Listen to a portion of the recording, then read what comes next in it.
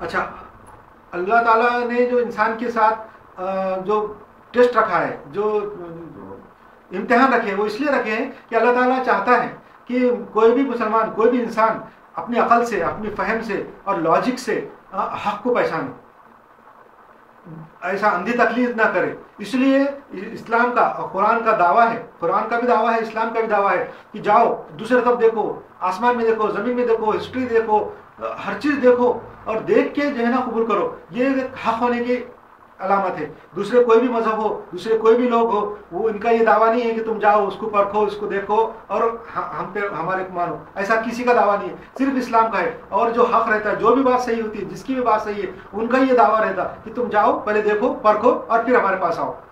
बहुत सारे लोग ऐसे हैं, बहुत सारे मज़ाहिब के लोग ऐसे हैं, वो बोलते हैं ये किताब मत पढ़ो, इसकी बात मत सुनो, उस आलिम की बात मत सुनो, इनकी किताब मत पढ़ो, उनके जलसे में मत जाओ। इसलिए बोलते हैं कि उनको डर रहता, खौफ रहता कि कहीं सच्चाई जाहिर ना हो जाए। अगर सच्चाई जाहिर हो गई तो फिर को कौन मानेगा। मगर इस्लाम का ये खौफ नहीं है, इस्लाम का ये डर नहीं है। इस्लाम ये बोलता है, कुरान ये बोलता है कि तुम जाओ, परखो, देखो, आसमान में देखो, तहकीकात करो, अपने जिस्म में देखो, खाने पीने की चीज़ों में देखो, जहाँ देखना है देखो, मगर बाद में जो है हमको मानो।